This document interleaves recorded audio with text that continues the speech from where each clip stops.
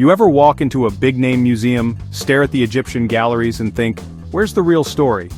Because let me tell you, a lot of what shaped ancient Egypt, its deepest roots, never makes it into those polished museum halls. The untold legacy is tucked away in private collections, hidden from the crowds. Here's the hard truth. Most people think of Egypt today and picture the faces they see on travel posters. But Egypt's been invaded more times than you can count on one hand: Persians, Greeks, Romans, Arabs, and more. None of them built the pyramids. Egypt, as it was when those stones were stacked, was African. Flat out, no guesswork. The evidence is sitting in ancient skeletons, in old plates and statues you'll never see on your tourist trip. And if that shakes what you thought you knew, let's go even deeper. When I spoke before Congress, I didn't bring a list of African scholars, I brought 12 European witnesses. Why? Because sometimes people only believe the story when it comes from a familiar face. Let's switch continents for a second. Think Columbus discovered America? Here's a twist.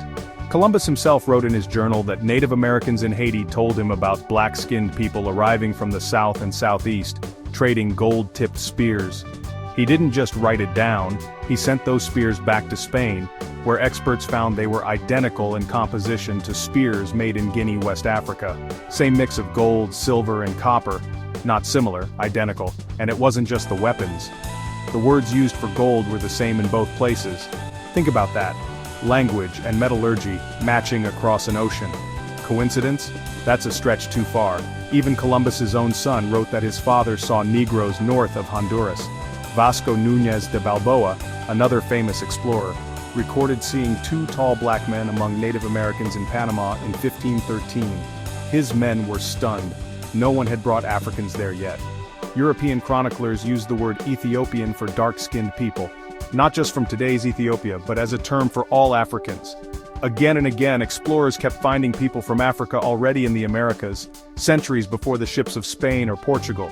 So next time you think about who built the pyramids or who sailed the seas first, remember? History isn't always what you see in the big exhibits, or what you hear in school. Sometimes the real story is the one that's hardest to find. And that's exactly what makes it worth seeking out.